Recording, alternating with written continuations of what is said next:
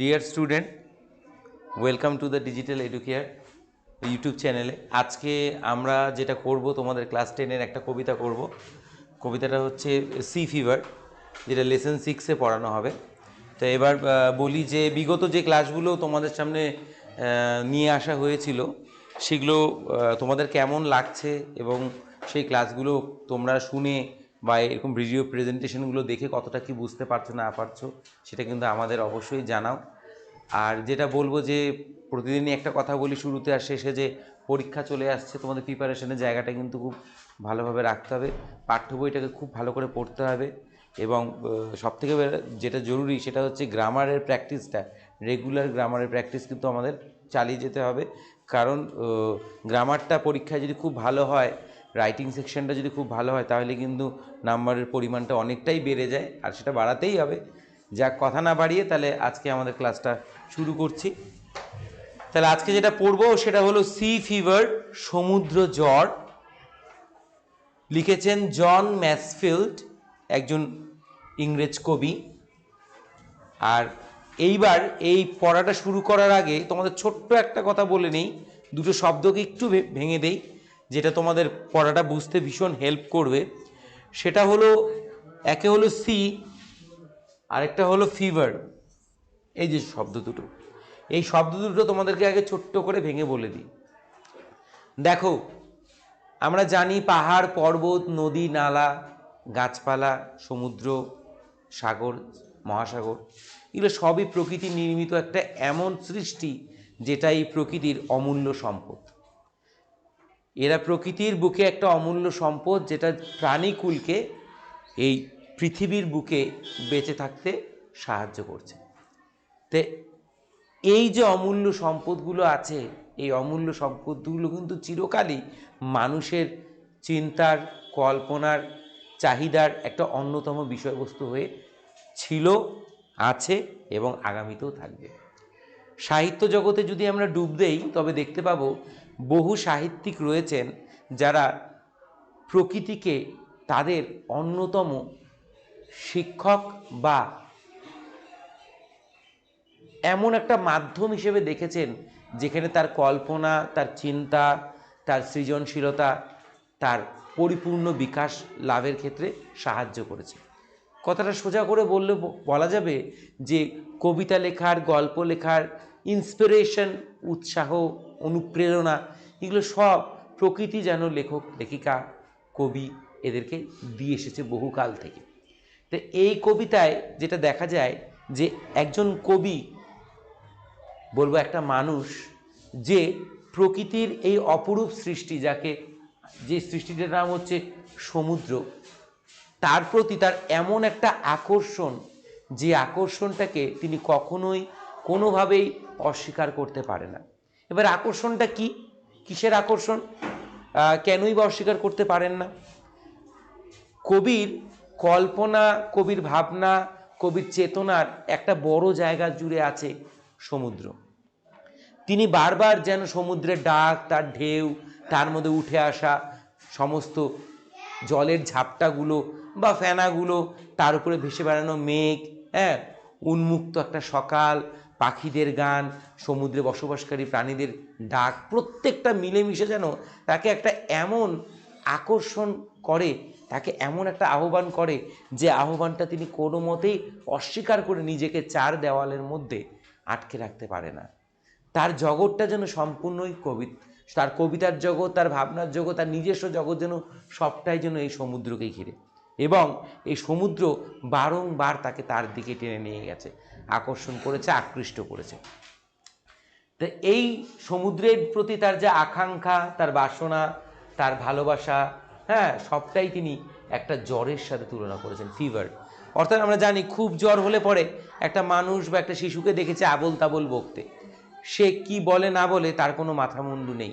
তো এটা কখন হয়, যখন কোনো মানুষ কোনো কিছুর প্রতি খুব বেশি আকৃষ্ট হয়ে পড়ে, খুব বেশি টান অনুভব করে, তখন সে আবোল তাবোল বকতে শুরু করে।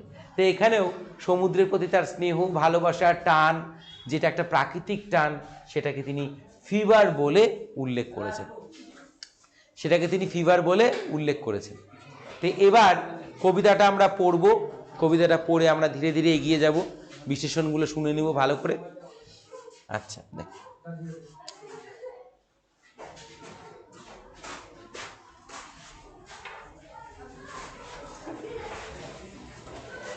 প্রথমে আমরা অ্যাবাউট দ্য পোয়েট পড়ে নিব, অ্যাবাউট দ্য পোয়েট পড়ে নিব, ঠিক আছে? প্রথমে আমরা অ্যাবাউট দ্য পোয়েট পড়ে নিব, ঠিক আছে?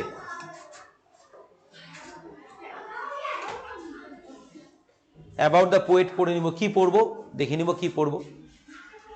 জন এডওয়ার্ড ম্যাসফিল্ড, কবির নাম জন Edward ম্যাসফিল্ড, was born 1878 and he was died in 1967, was an English poet, অর্থাৎ একজন ইংরেজ কবি, রাইটার লেখক অ্যান্ড পোয়েট লরেট, অর্থাৎ কবি শ্রেষ্ঠ। কবি শ্রেষ্ঠ এটা একটা উপাধি, এটা একটা উপাধি। কবি শ্রেষ্ঠ, বরেণ্য কবি, এগুলো হচ্ছে উপাধি। এটা কবি শ্রেষ্ঠ। Of the United kingdom from 1930 till his death, অর্থাৎ তিনি তো একজন কবি, একজন লেখক, এবং তার পাশাপাশি তিনি কবি শ্রেষ্ঠ, কবি শ্রেষ্ঠ উপাধি বা সেই তকমায় আসীন ছিলেন 1930 থেকে শুরু করে তার মৃত্যুর আগ অবধি পর্যন্ত তাকে কবি শ্রেষ্ঠ উপাধিটা তার সাথে জুড়ে ছিল। He is also remembered as the author of the children's novels The Midnight Flock and The Box of Delights.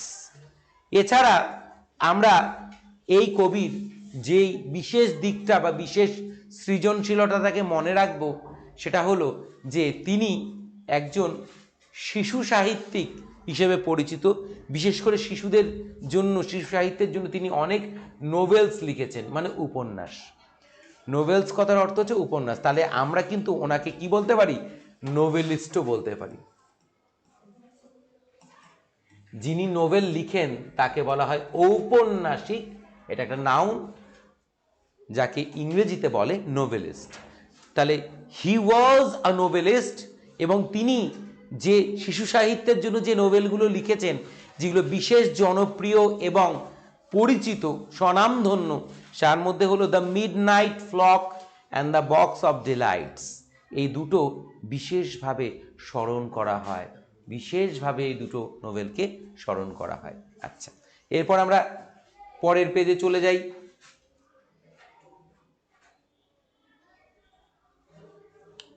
টেক্সটটা কি বলেছে দেখো। দ্য পোয়েম স্পিক্স, তোমাদের একটা কথা বলে রাখি, বিগত ক্লাসগুলোতে বলেছে কিনা ঠিক মনে করে উঠতে পারছি না, যদিও বা না বলে থাকি তার জন্য এক্সট্রিমলি সরি। সেটা হলো এই যে শব্দটা আমরা বলি পোয়েম, এটা কিন্তু অ্যাকচুয়ালি এই উচ্চারণটা কিন্তু পোয়েম না, প রস্যৌ ম, পোম। হ্যাঁ, কিন্তু দীর্ঘদিন যাবৎ লেখাপড়া করতে বা করাতে করাতে করাতে করাতে যেগুলো ছোটোর থেকেও শুনে এসেছি, এইটাকে কিন্তু আমাদের সামনে বারবার করে পোয়েম পোয়েম বলে উল্লেখ করা হয়েছে। এটা কিন্তু কখনোই পোয়েম না, এটা সঠিক উচ্চারণটা হচ্ছে পোম, ঠিক আছে? The poem speaks of the excitement the poet feels at the anticipation of a sea voyage. কবিতাটি বলে একটা উত্তেজনার কথা, একটা কৌতূহলের কথা, যেটা কবি নিজে অনুভব করেন। At the anticipation of a sea voice, যেটা তিনি একটা সমুদ্র যাত্রাকে পেতে গিয়ে অনুভব করেছেন, বা সমুদ্র যাত্রাকে পাওয়ার জন্য তার মনে সেই অনুভবটা জেগে উঠেছে, সেই কথাই এই কবিতা বলে। তা কবিতা কি বলে? যে একজন মানুষ, একজন কবি যে সমুদ্র যাত্রার প্রতি অত্যন্ত আকৃষ্ট, ভয়েজ, VOYAGE, জলপথে যাত্রা, জলপথে যাত্রাকে ইংরেজিতে বলা হয় ভয়েজ। তা বলছে তার অনেক আকাঙ্ক্ষা রয়েছে, অনেক কামনা রয়েছে, অনেক বাসনা রয়েছে এই সমুদ্র যাত্রা সম্পর্কে। The passionate description of the seascape reveals the eternal desire of man to seek the splendor of nature.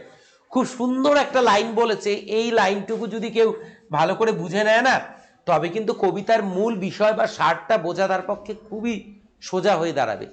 The passionate, passionate means যেটার প্রতি মানুষের গভীর আশা, বাসনা, উন্মাদনা, তাকে বলা হয় প্যাশন। অ্যাকচুয়ালি প্যাশন কথার অর্থ হচ্ছে যৌবন। প্যাশন কথার অর্থ হচ্ছে যৌবন। প্যাশন শব্দের অর্থ হচ্ছে যৌবন,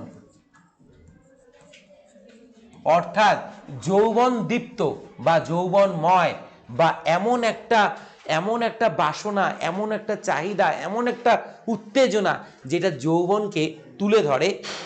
প্যাশনেট ডেসক্রিপশন অফ দ্য সিস্কেপ, অর্থাৎ সমুদ্রের যে কায়াকুশল বা রূপ, সমুদ্রের যে আকৃতি প্রকৃতি, তার যে গঠন, তার যে পরিবেশ, এই সবের যে যৌবনময় বা উত্তেজনাময় বর্ণনা, সেটা কি করে? রিভেলস, প্রকাশ করে দ্য ইটার্নাল ডিজায়ার, স্বর্গীয় ইচ্ছেটাকে। ইটার্নাল কথার অর্থ হচ্ছে স্বর্গীয়। ইটার্নাল কথার অর্থ ETERNAL, ইটার্নাল। ইটার্নাল কথার অর্থ স্বর্গীয়, অর্থাৎ যেটার মধ্যে হ্যাভেনলি ব্যাপারটা থাকে। The eternal desire of the man to seek the Splendor of nature. মানুষ চিরকাল খুঁজে এসেছে, সিক মানে খোঁজা, মানুষ চিরকাল খুঁজে এসেছে প্রকৃতির চমৎকার সেই বিষয়গুলোকে। আমরা জানি যে ইতিহাস পড়েছি, বাংলা পড়েছি, আমরা জানি যে মানুষ চিরকাল প্রকৃতির মধ্যে লুকিয়ে থাকা বিভিন্ন রহস্য রোমাঞ্চকে খুঁজে বেরিয়েছে, বিভিন্ন এক্সপিডিশনের মধ্য দিয়ে, বিভিন্ন এক্সক্লুশনের মধ্য দিয়ে। তো সেটাই বলা হয়েছে যে এই কবিতা পাঠের পর আমরা দেখতে পারি কবি যেখানে প্রতীক হয়েছেন মানুষের, সমগ্র মানব জাতির প্রতীক হয়েছেন। তিনি দেখিয়েছেন যে একটা মানুষ, যে মানুষ চিরকাল প্রকৃতির কোলে লুকিয়ে থাকা, প্রকৃতির আঁচলে লুকিয়ে থাকা সকল রকমের যে প্রাকৃতিক সৌন্দর্য, যে রহস্য, যে মিস্ট্রি, সেটাকে খুঁজে বের করার যে অক্লান্ত প্রয়াস, সেটাতে এইখানে কবিও সেই যাত্রাপথে নিজেকে ব্রত করেছেন, বা তিনি সেটা এখানে ফুটিয়ে ধরেছেন।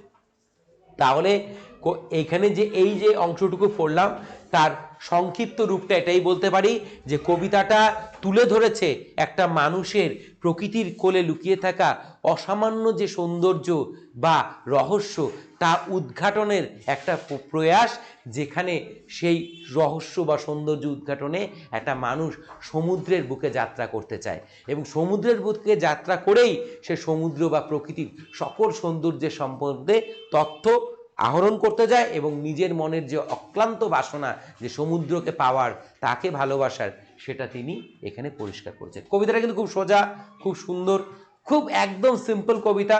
এখানে কোনো জটিলতা নেই। এখানে যে দৃশ্য, যে সৌন্দর্য তুলে ধরা হয়েছে বা শব্দে ব্যাখ্যা করা হয়েছে, তা পড়ার পর আমরা বুঝতে পারবো যে কতটা ভালোবাসা, কতটা টান, কতটা স্নেহ, অ্যাট্রাকশন তার সমুদ্রের প্রতি বা প্রকৃতির প্রতি ছিল, তা এখানে ফুটে উঠেছে। দেখো,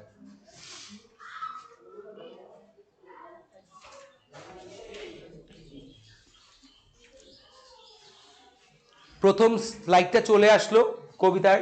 কি বলা হয়েছে দেখো, I must go down to the seas again. ভালো করে শুনে নাও সবাই। I must go down to the seas again. আমার প্রয়োজন আবার ফিরে যাওয়া সমুদ্রদের কাছে। আমার প্রয়োজন আবার ফিরে যাওয়া একবার সমুদ্রদের কাছে। Look at the sentence. সেন্টেন্সটা কি আছে? I must go down to the seas again. পুনরায় আরেকবার আমি ফিরে যেতে চাই, বা আমার ফিরে যাওয়া প্রয়োজন সমুদ্রের দিকে। দেখো, সমুদ্রের কাছে। তাহলে এখানে আই বলতে কাকে বোঝানো হচ্ছে? পোয়েট হিমসেলফ, কবিকে বোঝানো হয়েছে। মাস্ট কথার অর্থ ব্যবহৃত হয়েছে কি অর্থে? প্রয়োজন বোঝাতে গেলে। কি বোঝাতে গেলে? প্রয়োজন, বা আমরা যাকে বলি need. Go down to the seas again. Seas again মানে পার্টিকুলার একটা সি না, কিন্তু সি, সমুদ্রদের কাছে, প্লুরাল ইউজ হয়েছে। ঠিক আছে, প্লুরাল ইউজ হয়েছে। এগেন মানে পুনরায়। তাহলে আমার প্রয়োজন ফিরে যাওয়া বা চলে যাওয়া সমুদ্রদের কাছে আবারও একবার। এর আগেও আমি গিয়েছি, এর আগেও আমি গিয়েছি, তবু যেন তৃপ্তি আসেনি, তবু যেন মন মিটেনি, আমাকে আবার ফিরে যাওয়া প্রয়োজন সমুদ্রদের কাছে। To the lonely sea and the sky. সমুদ্রকে বলা হয়েছে লোনলি। লোনলি কথার অর্থ নিঃসঙ্গ। লোনলি কথার অর্থ হচ্ছে নিঃসঙ্গ। এখানে একটা অ্যাডজেক্টিভ ইউজ হয়েছে, লোনলি। কেমন সমুদ্র? নিঃসঙ্গ সমুদ্র। টু দ্য লোনলি সি, সেই নিঃসঙ্গ সমুদ্রের কাছে। তাহলে সমুদ্রকে তিনি কি মনে করেন? সমুদ্র নিঃসঙ্গ, একাকী। সমুদ্র নিঃসঙ্গ, সমুদ্র একাকী। সেই সমুদ্রের কাছে তিনি ফিরে যেতে চান, তার একাকিত্বকে অনুভব করতে চান। অ্যান্ড দ্য স্কাই, এবং সেই সমুদ্রের ওপরে বিস্তার পাওয়া সেই আকাশ, তাকেও তিনি উপভোগ করতে চান। এবার লক্ষ্য করো, স্কাইয়ের আগে কি লেখানো হয়েছে? আর্টিকেল দ্য ইউজ হয়েছে, দ্য স্কাই। ওয়াই? এই স্কাইটিকে তিনি স্পেশালি মেনশন করেছেন, কারণ নিঃসঙ্গ সমুদ্রের উপরে থাকা সেই আকাশ, এই আকাশ কিন্তু ভূভাগের পাহাড় পর্বত বা নদী নালার উপরে আকাশটা নয়।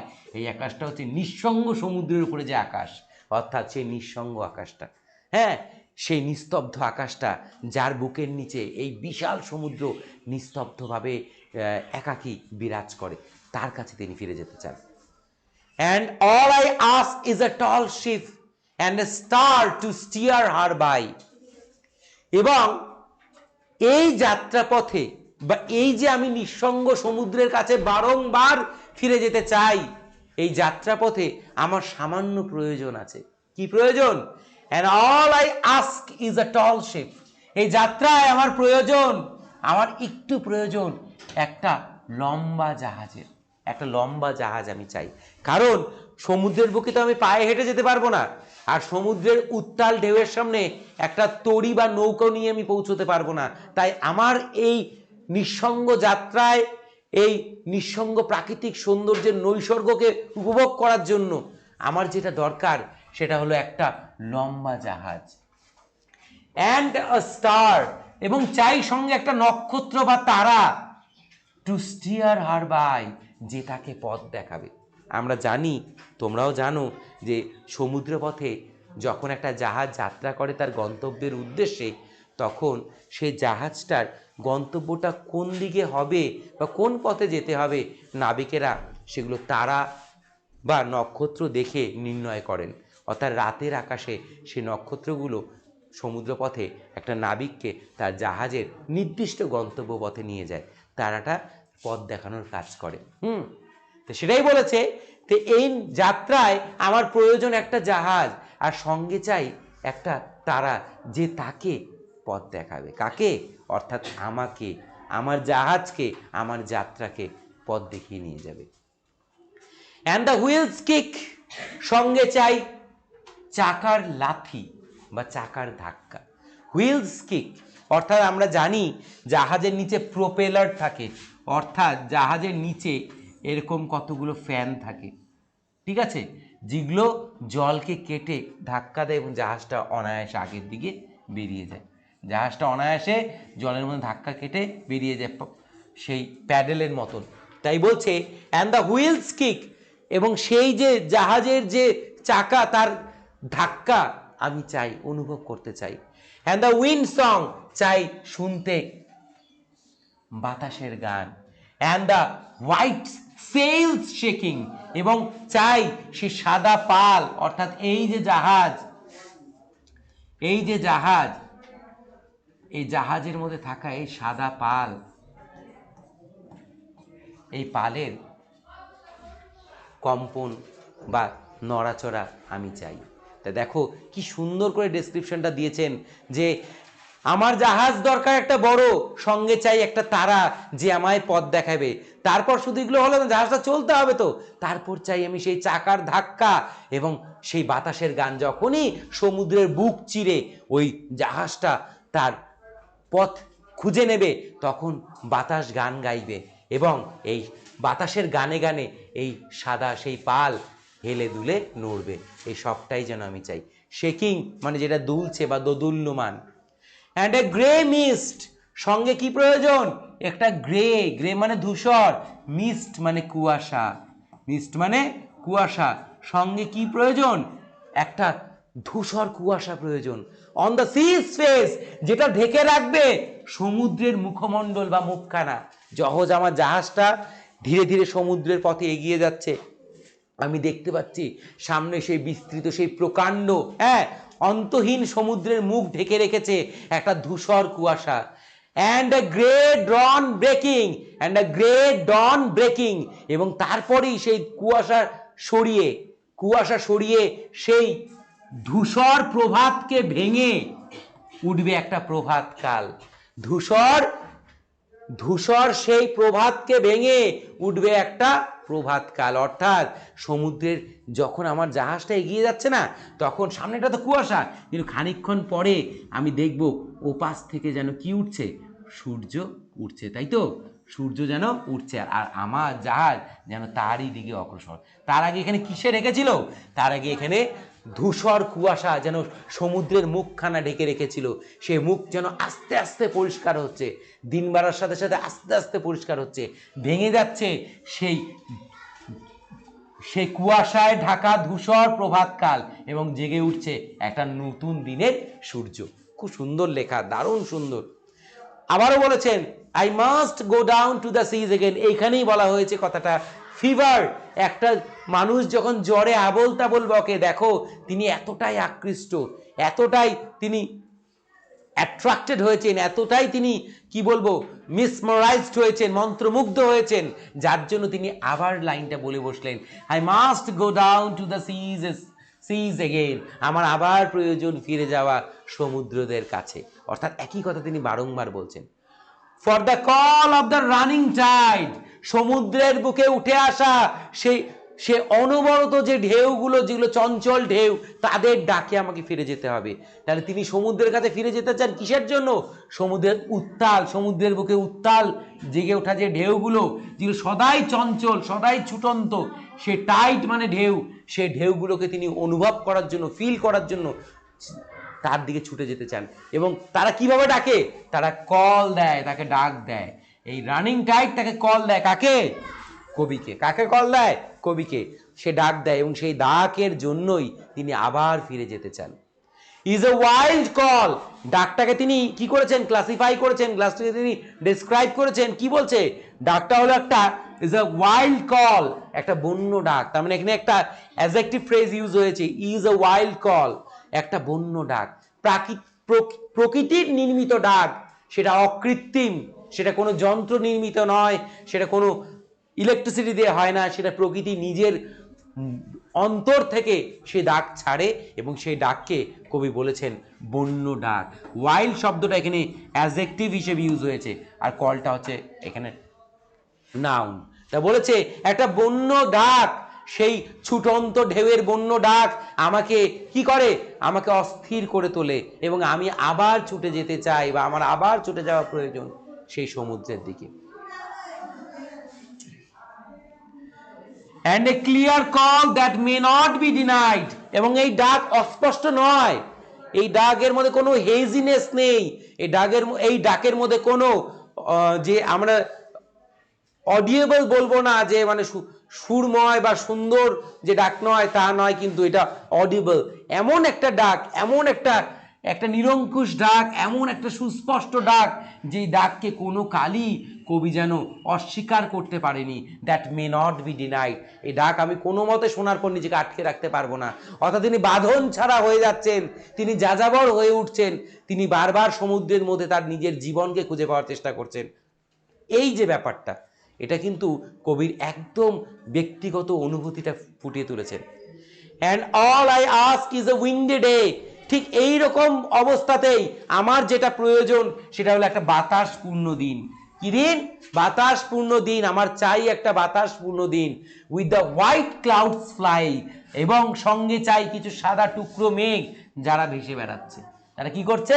ভেসে বেড়াচ্ছে। এবার গোটা দৃশ্যটা যদি আমি চোখের সামনে তুলনা করি, জাহাজের একদম অগ্রভাগে দাঁড়িয়ে রয়েছি, সামনে নিচে বিশাল সমুদ্র, গোটা সমুদ্রটা কুয়াশায় ঢাকা, একটা ধূসর কুয়াশা, তার মধ্যে আমার জাহাজ ধোঁয়া উড়িয়ে এগিয়ে যাচ্ছে, আস্তে আস্তে কুয়াশা ভাঙছে, ওপাশ থেকে একটা নতুন দিন উঠছে, বাতাস গান গাইছে, আকাশ নীল আকাশে দেখতে পাচ্ছি আমি যে মেঘেরা ভেসে বেড়াচ্ছে, একটা অমায়িক দৃশ্য। এরকমভাবেই, এরকম দিন করেই তিনি আস্তে আস্তে এগিয়ে যেতে চান। অ্যান্ড দ্য ফ্লাং স্প্রে, অর্থাৎ জলের ঝাপটা যেন আমি অনুভব করতে চাই। সেই জলের ঝাপটাটা যেন আমার চোখে মুখে এসে লাগবে, আমার মনের ভেতরের যে অন্তর, সেই অন্তরকে যেন ভিজিয়ে দেবে, সেই ঝাপটা যেন আমি অনুভব করতে চাই। অ্যান্ড দ্য ব্লোন স্পিউম, এবং সঙ্গে সঙ্গে যে ফেনারাশি, অর্থাৎ প্রচণ্ড জলের ঘর্ষণের ফলে যে ফেনারাশি তৈরি হয় ফোমের মতন, সেইটাকে তিনি অনুভব করতে চান, দেখতে চান। অ্যান্ড দ্য সিগালস ক্রাইং, এবং শুনতে চাই গাংচিলের ডাক। সিগাল কথার অর্থ হচ্ছে গাংচিল, গাংচিলের যে ডাক বা গান বা শব্দ বা কোলাহল, সেটা আমি অনুভব করতে চাই। এমন দিনে আমার যাত্রাটা আমি করতে চাই। আবারও বলেছেন, I must go down to the seas again, আমাকে আবার ফিরে যাওয়া প্রয়োজন সমুদ্রদের কাছে। To the vagrant gypsy life, অর্থাৎ এমন একটা যাযাবরের জীবন যে সর্বদাই, যাযাবর কথার অর্থই হচ্ছে যে সুনির্দিষ্ট স্থানে বসবাস করে না।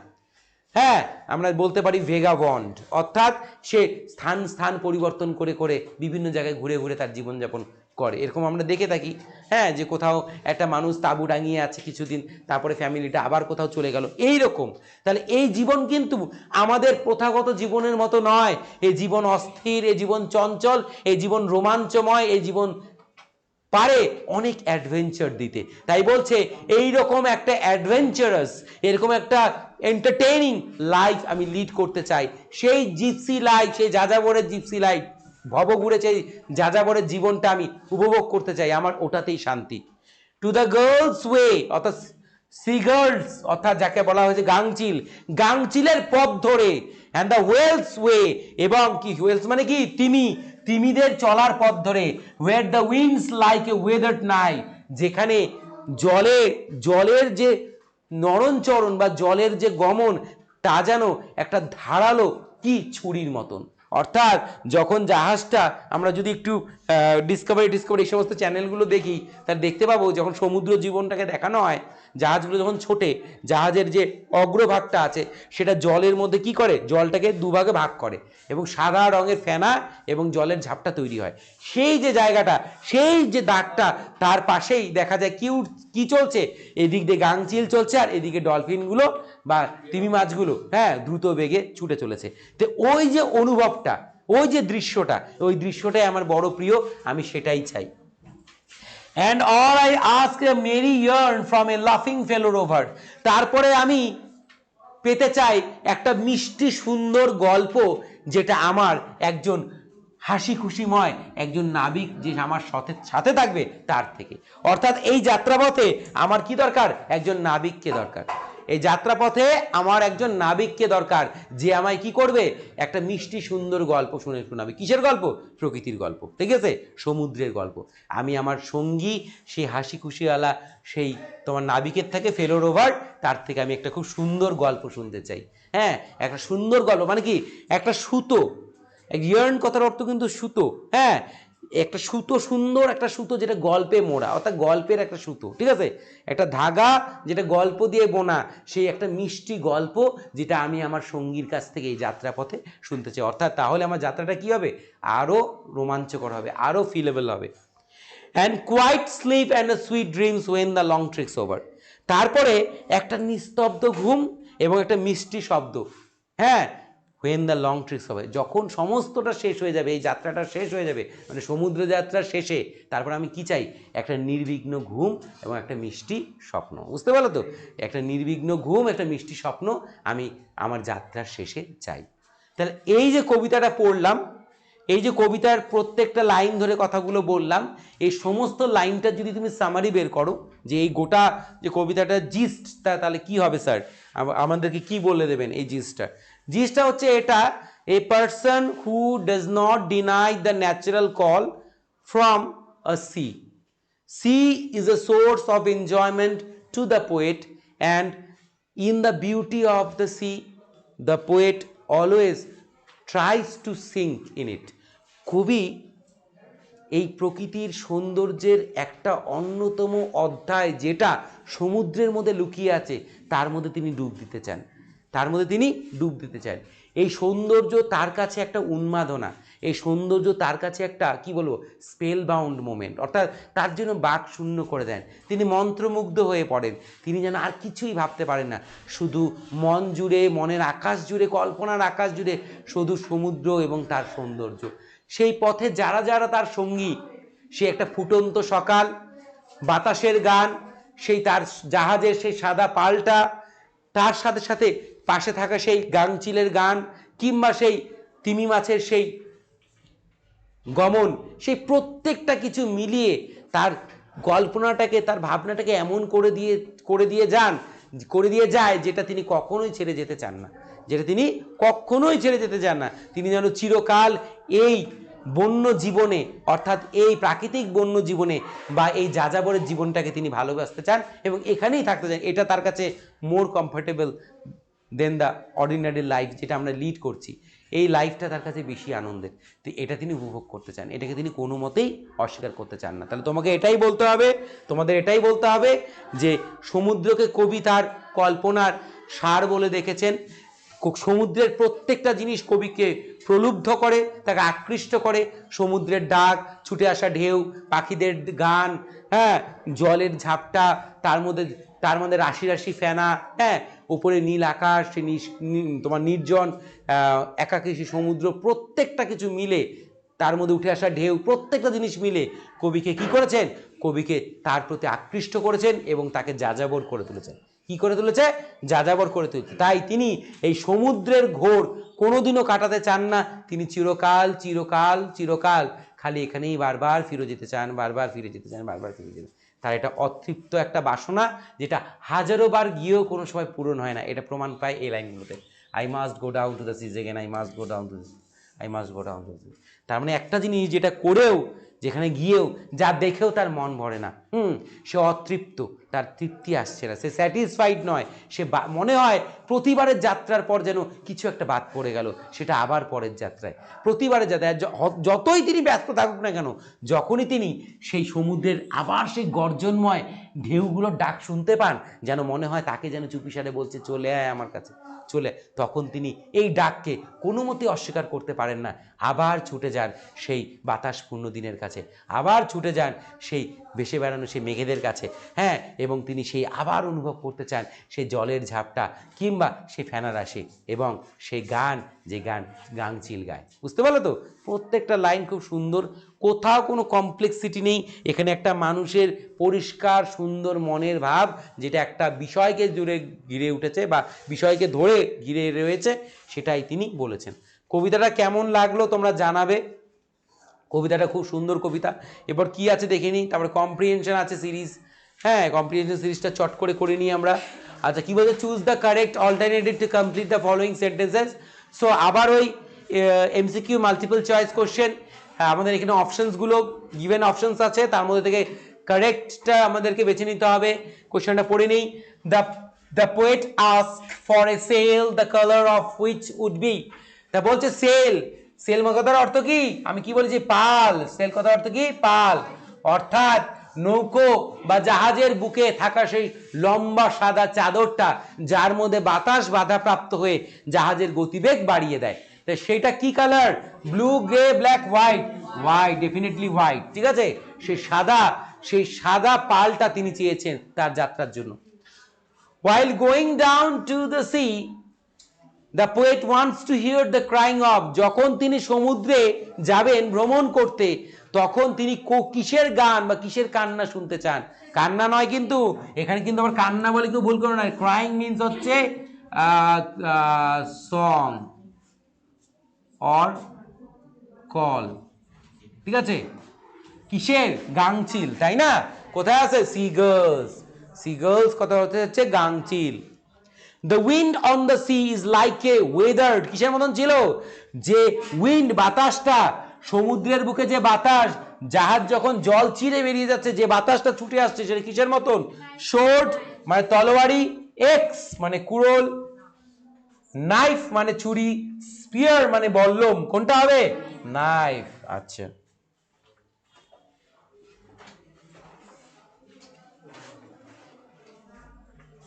ও true false, okay. To steer the ship, the poet needs the moon. No, false. মানেটা বলে দিচ্ছি, মানেটা হলো যে এটাকে আমাদের সাপোর্টিং স্টেটমেন্ট দিয়ে করতে হবে, ট্রু ফলস প্রোভাইডেড সেন্টেন্সেস। ঠিক আছে, কি বলা হয়েছে?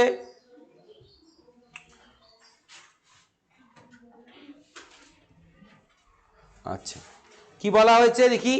টু স্টিয়ার দ্য শিপ, জাহাজটিকে চালনা করতে বা পথ দেখাতে, দ্য পোয়েট কবি, নিডস কবি প্রয়োজন রয়েছে, দ্য মুন চাঁদের, নো ফলস। কি তাহলে কি হবে?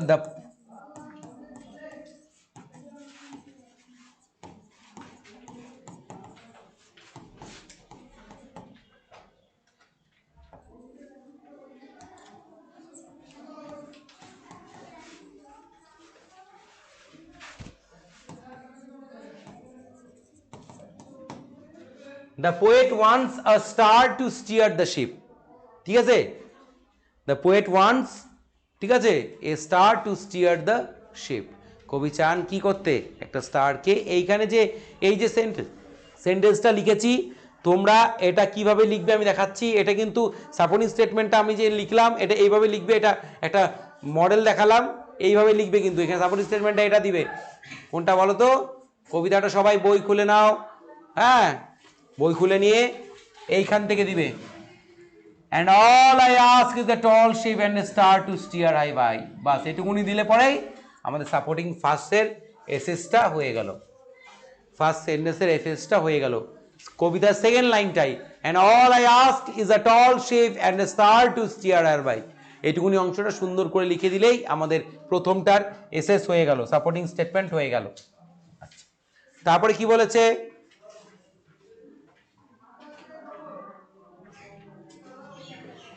কি বলেছে? The call of the running tide is wild and clear.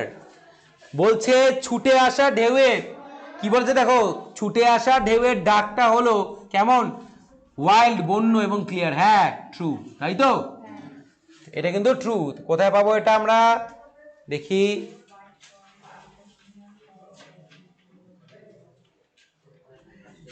এই জায়গাটুকু দিতে হবে। কি বলতে হবে? Is a wild call and a clear call, এই যেটুকুনি দিলেই হবে, বাস। এটা হচ্ছে সেকেন্ডের আমার এসএস সাপোর্টিং স্টেটমেন্ট হয়ে গেল। ইজ এ ওয়াইল্ড কল, একটি বন্য ডাক, অ্যান্ড এ ক্লিয়ার কল, একটা সুস্পষ্ট নিরঙ্কুশ অবাধাপ্রাপ্ত একটা ডাক, যেটা আমার কানে ছুটে আসছে বা আমার কানে ভেসে আসছে। এটা হয়ে গেল।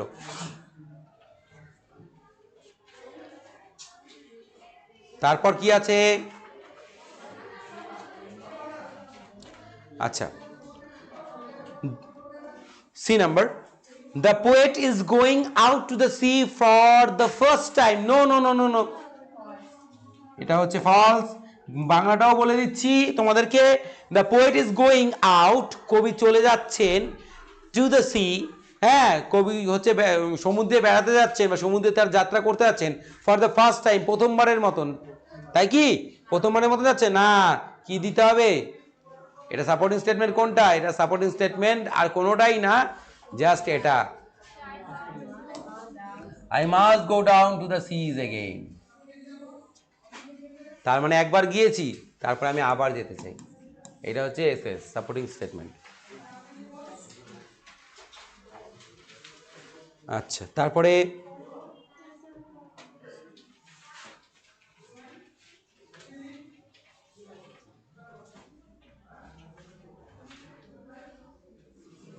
আচ্ছা, আনসার দ্য ফলোইং কোয়েশ্চেন্স, নিম্নের প্রশ্নগুলির উত্তর দাও।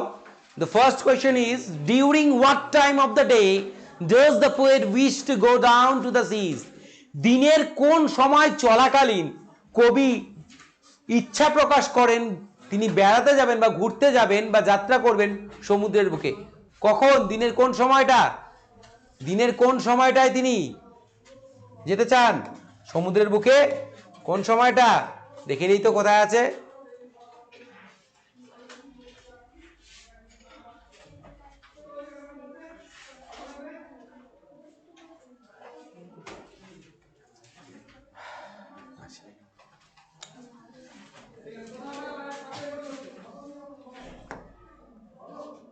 এ গ্রেট রন বেকিং, অর্থাৎ যখন একটা কি বলছে, একটা ধূসর প্রভাত সকাল ফুটে উঠছে, ভেঙে উঠছে, জেগে উঠছে, তখনই তিনি যাত্রাটা করতে চান, তাই তো? কিভাবে লিখবো উত্তরটাকে? উত্তরটাকে লিখবো কিভাবে? উত্তরটা আমি লিখছি, তোমরা সবাই সুন্দর করে লিখে নাও। একদম সিম্পল উত্তর। উত্তরটা হবে the poet wishes to go down to the seas while a gray dawn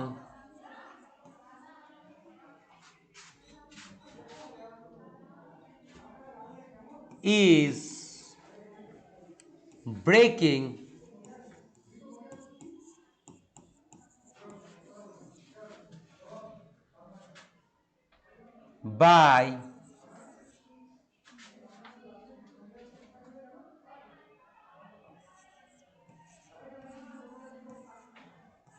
by removing the gray mist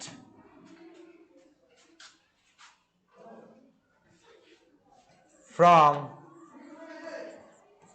its face. The poet wishes to go down to the seas again. The poet wishes to go down to the seas. কবি ইচ্ছা প্রকাশ করেন যেতে সমুদ্রের কাছে, while যখন একটা ধূসর সকাল জেগে উঠছে তার মুখে জমে থাকা কি ধূসর কুয়াশাকে সরিয়ে। তার মুখে জমে থাকা একটা ধূসর কুয়াশা তাকে সরিয়ে যখন তিনি একটা সকাল জেগে উঠছে, তখনই তিনি সেখানে আবার কি করেন, ইচ্ছা প্রকাশ করেন, সেই যাত্রায় তিনি যাবেন।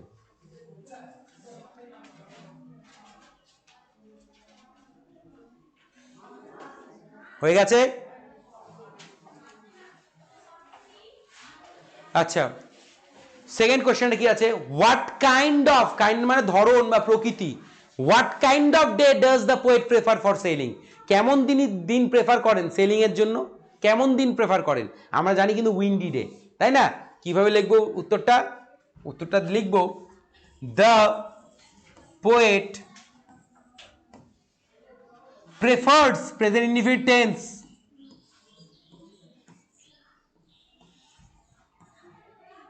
prefers a day, একটু ভাঙিয়ে লিখি, a day which is full of wind. The poet prefers a day which is full of wind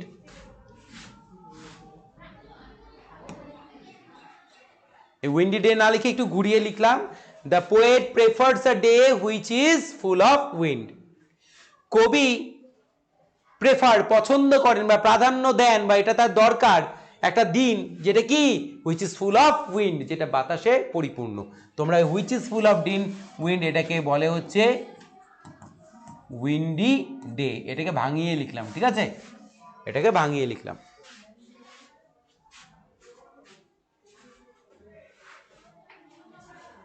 অ্যান্সারটাকে আরেকটু অন্যভাবেও লেখা যায়, যারা একটু অন্যভাবে লিখতে চাও তারা এইভাবে লিখতে পারো। এটা সবাই লিখে নিয়েছো?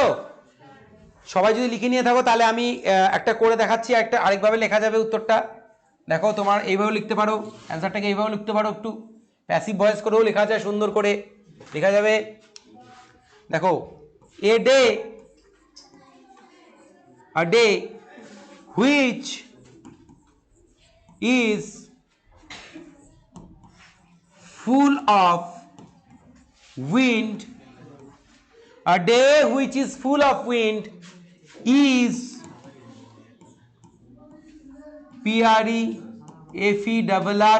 preferred by the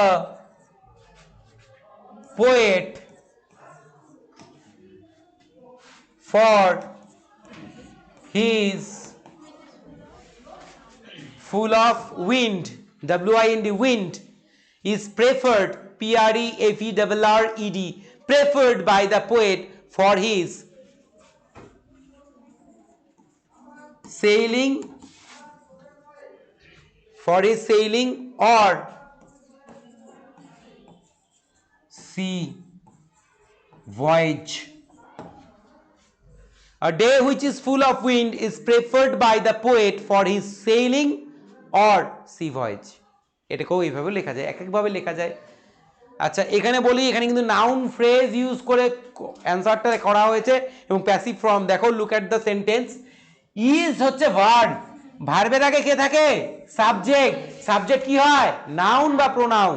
তাই দেখো, এত বড় লাইন, এটা কিন্তু গোটাটাই একটা নাউন, এটা নাউন ফ্রেজ, এটা নাউন ফ্রেজও এক্সাম্পল হয়ে গেল। ঠিক আছে, কত বড় নাউন লিখলাম একটা, এটা গোটাটাই একটা সাবজেক্ট। ঠিক আছে, ভার্বের আগে যেটা আসে সেটা কি হয়? সাবজেক্ট।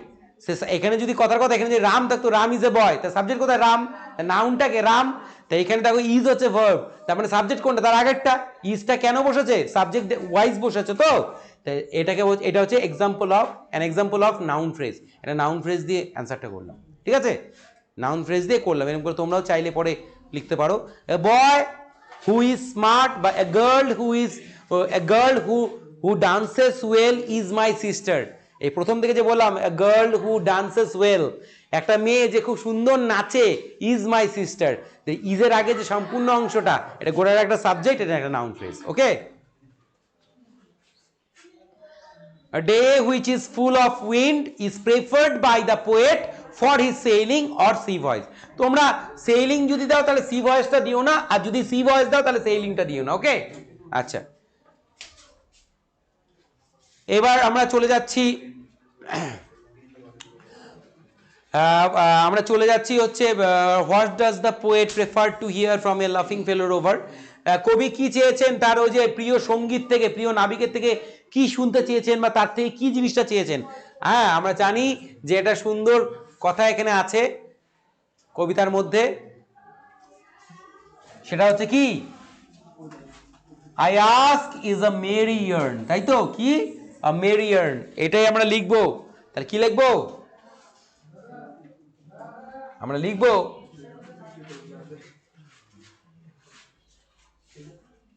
আমরা লিখবো লিখবো দ্য পোয়েট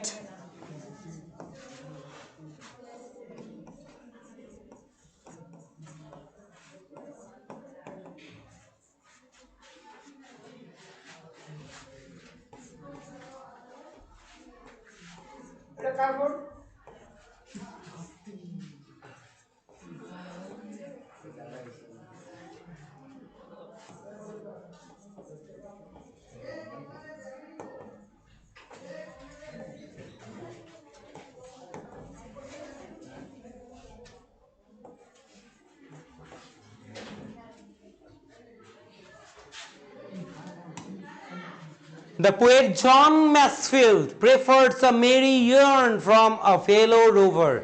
হয়ে গেল উত্তরটা। The poet John Masefield prefers a merry yarn from a fellow rover. কবি জন ম্যাসফিল্ড প্রেফার্স। তাই এখানে যেখানে যেখানে পোয়েট এসছে না, আগের আনসারগুলো লিখেছে, সেখানে কবির নামটা তোমরা দিয়ে দিও।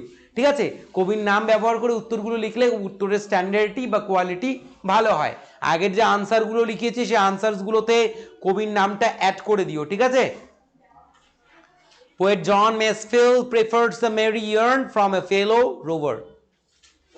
আচ্ছা, এই হয়ে গেল আমাদের কোয়েশ্চেন আনসার সেশনটা। এরপরে একটা পার্ট আছে, আই থিঙ্ক সেটা গ্রামাটিক্যাল হবে। গ্রামাটিক্যাল পার্টটা আমরা এবার দেখে নেব।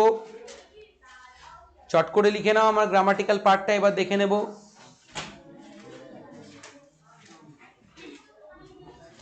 গ্রামাটিক্যাল পার্টটা দেখে নেব এবার আমরা।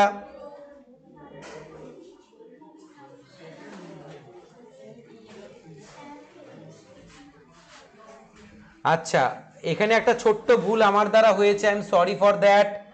এখানে ম্যাসফিল্ড হবে, MAS হবে।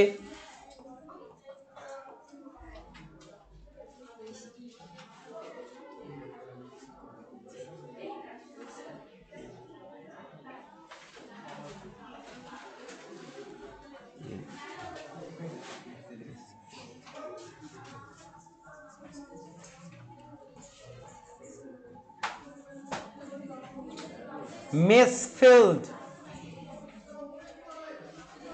এখানে লিখে দিচ্ছি একবার, দুবার নিচে কাটাকাটি হলো।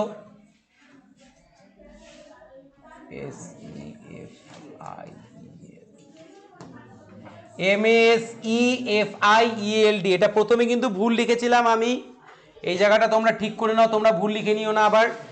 MESEFIELD, মেসফিল্ড, ঠিক আছে। এইবার এই যে কবির নামটা তোমরা আগের যে আনসারগুলো লিখেছো সেই আনসারও কিন্তু যোগ করে দিও, হ্যাঁ, তবে কিন্তু আনসারের যে কোয়ালিটি বা স্ট্যান্ডার্ডটা ভালো হবে। আচ্ছা, এবার উত্তরগুলো হয়ে গেল। এই জায়গাটা ভুল হয়েছিল, আমি বারবারও বলছি এই জায়গাটা ভুল লিখেছিলাম, এটা কিন্তু ঠিক করে নিও তোমরা, হ্যাঁ, ঠিক করে দেওয়া হয়েছে বানানটা। এবার দেখো আমরা চলে যাই গ্রামারে। আচ্ছা, গ্রামারটা দেখি কি বলছে। বাহ, খুব সুন্দর জিনিস। ডু অ্যাজ ডাইরেক্টেড, যেমন বলা হয়েছে ঠিক তেমনটা করতে হবে। অ্যাসার্টিভ করতে হবে, বর্ণনামূলক করতে হবে। বলছে what a shocking sight, what a shocking sight, সত্যি কি একটা একদম আঘাত দেওয়ার মতন একটা দৃশ্য বা একটা চমকে দেওয়ার মতন একটা দৃশ্য। তাহলে কি করতে হবে এটাকে? It is a very shocking sight. আনসারটা হয়ে গেল। ইট ইজ এ হোয়াট যখন থাকে, এটা বলে দিই কিভাবে লিখতে হয় তোমাদের। হোয়াটটা যখন থাকে, হোয়াট যখন হোয়াট থাকবে মনে রেখো তখন শুরু করবে ইট is a very.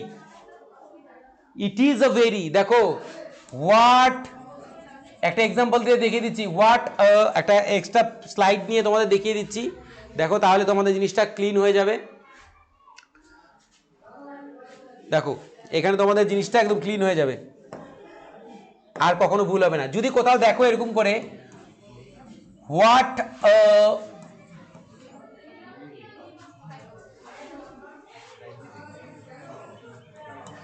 What a beautiful picture,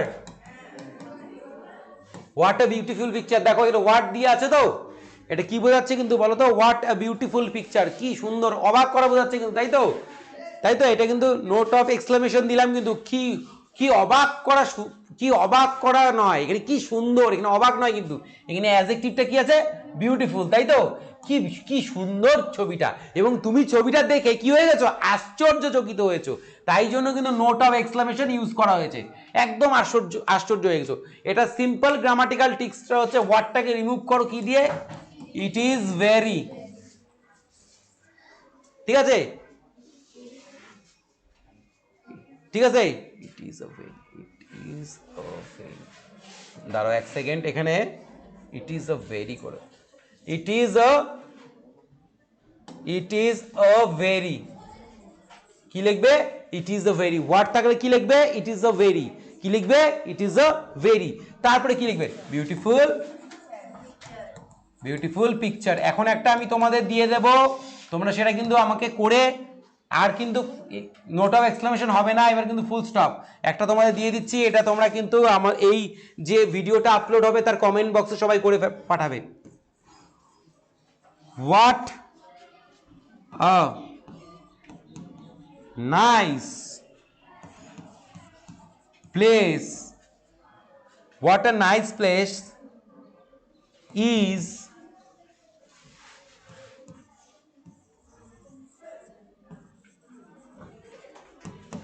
what a nice place is Kashmir,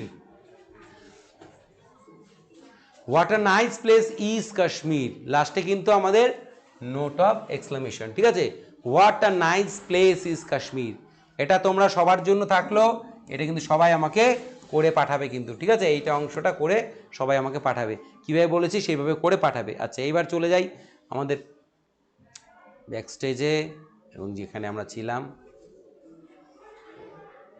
দেখো তাহলে চলে গেল হোয়াট আ শকিং সাইট। তাহলে লিখতে হবে, কি লিখতে হবে?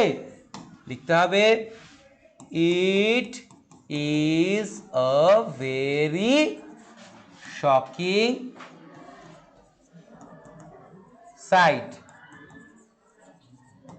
তারপরে I am sure of his success, complex, যাই হোক, I am sure of his success, আমি নিশ্চিত তার সফলতা সম্পর্কে। তাহলে আমি নিশ্চিত যে, আমি নিশ্চিত যে, I am sure that he will be success. will be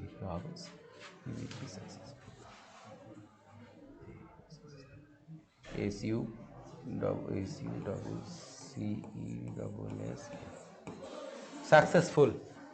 I am sure that he will be successful. Success থেকে কি করলাম? সাকসেসফুল। আমি নিশ্চিত যে সে হবে সফল।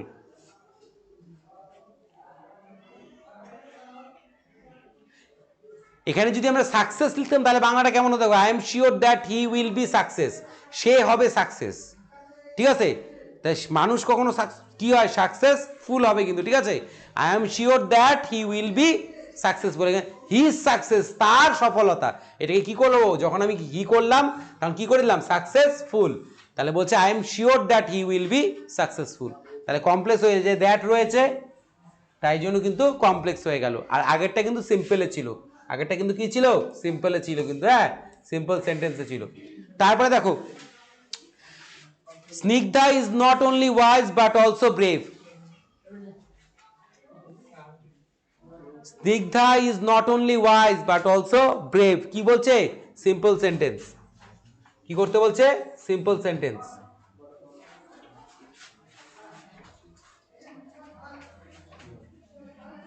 কি করব?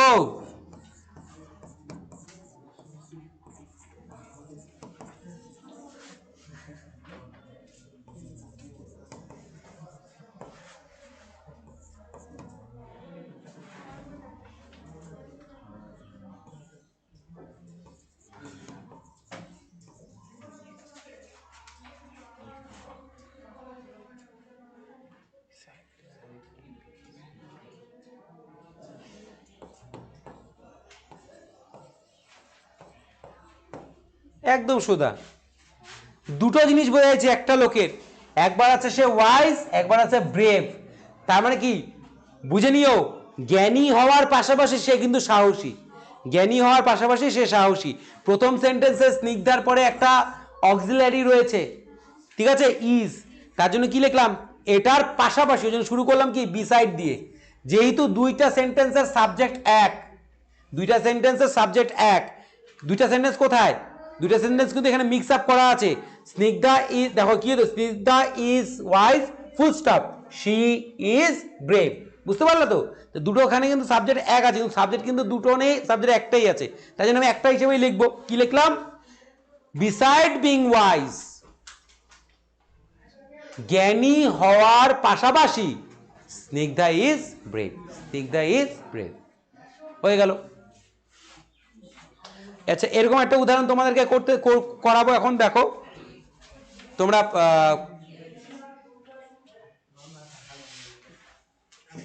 দেখো, the boy is not only, শিখে নাও, খুব সুন্দর জিনিস, not only brave. Not only কথা হচ্ছে শুধুমাত্র, শুধুমাত্র নয়, শুধুমাত্র নয়। The boy is not only brave but also, কিন্তু মানে এর পাশাপাশিও সে কি? But also smart, SMART, smart. তাহলে ব্রেভ আর স্মার্ট এই দুটো কে বলো তো? এই ব্রেভ আর স্মার্ট দুটো কে বলো তো? The boy. তাহলে কি সে একদিকে কি ব্রেভ, তারপরে কি স্মার্ট। তার মানে আমি কি বলতে পারি? এখানে যে সাবজেক্ট আছে সে সাহসী হওয়ার পাশাপাশি সে কিন্তু স্মার্ট। এবার দেখো সেন্টেন্সটা দেখো, এই যে ইজ আছে, তাই তো? ভালো করে মনে রাখো, এরকম যখন সেন্টেন্স আসবে, এই সাবজেক্টের পরে যদি এম, ইজ, আর কিংবা ওয়াজ কিংবা ওয়্যার থাকে, এগুলো যদি থাকে, এটাকে যখন আমরা তোমরা এরকম করে সিম্পল করবে, এগুলোকে ডাইরেক্ট ভাঙিয়ে বিং লিখে দিবে। কি লিখবে? বিং। কি লিখে দিবে? বিং। কি লিখবে? বিং লিখবে। অ্যান্সারটা কি হলো? তাহলে পাশাপাশি, তাহলে কি লিখবো? বিসাইড। দেখো BESID, বিসাইড বিং আছে না? বিং ব্রেভ, কমা নাউনকে নিয়ে আসবো এবার, দ্য বয়, দ্য বয়। এবার দেখো, এবার পরের সেন্টেন্সে কিন্তু কি ভার্ব আছে, এখানে যদি দেখি যে কমার পরে লিখবো আর কোথায় ভার্ব, ভার্ব কোথায় পাবো বলতো, এই যে এটা, তাই তো, beside being brave the boy is smart. বুঝতে পারলে তো?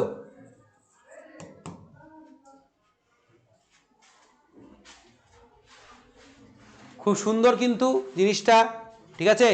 এবার একটা তোমাদেরকে দিচ্ছি, চট করে নাও দেখি খাতায়, কে পারো, বা যারা তোমরা অনলাইনে দেখছো তারাও করে নাও। আচ্ছা, কি আছে দেখো,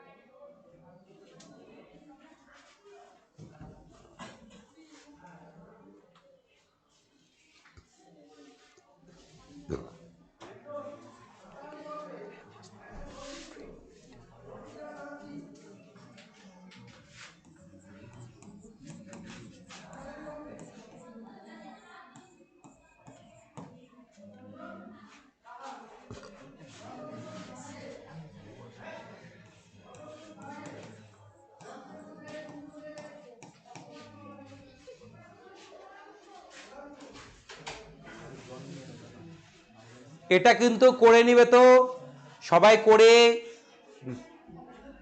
আপলোডের ভিডিওর যে নিচে কমেন্ট বক্স, সেখানে সবাই করে পাঠাবে আমাকে। ফর্মুলাটা বলে দিয়েছি, ফর্মুলা হচ্ছে কিন্তু ওইটাই বললাম, যখনই দেখবে এই অ্যামিজার আছে সেগুলোকে কিন্তু অ্যামিজার ওয়াজ সেটাকে বিং দিয়ে রিমুভ করতে হবে। আচ্ছা, চলে যাই তাহলে এবার ক্লাসে, এবং তোমাদের সাথে কিছু লাস্ট কথা বলে ক্লাসটা শেষ করব।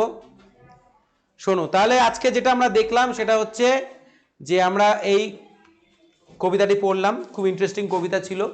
কবিতাটা বাড়িতে বারবার করে ভালো করে পড়বে, কবিতার ফুল এক্সপ্লেনেশন কিন্তু দেওয়া রয়েছে। আই হোপ কারোর কোনো সমস্যা হবে না। যদি কারোর কোনোখানে প্রবলেম হয় সেটা কিন্তু অবশ্যই আমাদেরকে জানাতে হবে, তাহলে সেই জায়গাটা অবশ্যই আমরা আলোচনা করে দেব তোমাদেরকে। আর একটা কথা বলছি যে প্রত্যেকটা কবিতা যদি বিগত বছরের কোয়েশ্চেনগুলো দেখো, কবিতাগুলোতে কেমন প্রশ্ন হচ্ছে, তুমি প্রিভিয়াস ইয়ারের কোয়েশ্চেনগুলো তোমরা যদি যে কোনো টেস্ট পেপার বা কোয়েশ্চেন ব্যাংক থেকে সলভ করো, তবে কিন্তু তোমাদের ভীষণ হেল্পফুল হবে, এবং তোমরা কিন্তু অনায়াসে পরীক্ষার হলে তার জন্য প্রিপারেশনটা নিয়ে পৌঁছতে পারবে এবং খুব ইজিলি করতে পারবে। আর সবার শেষে যেটা বলবো সেটা হচ্ছে যে পড়াশোনায় খুব ভালো করে মন দিয়ে করো, মন দাও, কারণ মন দিতেই হবে, জীবনের সবথেকে বড় পরীক্ষা, এবং এই পরীক্ষাই ডিসাইড করে দিবে আগামী দিনে তুমি কি কি বিষয় নিয়ে পড়বে, বা তোমার এম ইন লাইফ কি হবে, সেগুলো সব ডিসাইড করে দেবে। তা এই কথাই বলবো। আর বলবো যে আমাদের চ্যানেলে যে সমস্ত তোমাদের ক্লাস রিলেটেড যে ভিডিওগুলো নিয়ে আসা হচ্ছে, গ্রামার থেকে, তারপর টেক্সট থেকে, এরপরে রাইটিং সেশন শুরু হতে চলেছে, সবগুলো ভালো করে দেখবে, নিজেরা দেখো, বন্ধুবান্ধবীদের, তোমাদের অন্যান্য যে ভাই বোন বা বন্ধুবান্ধব আছে তাদেরকে দেখার ব্যবস্থা করে দাও, তাদের লিঙ্ক শেয়ার করো। এই বলেই রাখছি, অল দ্য বেস্ট।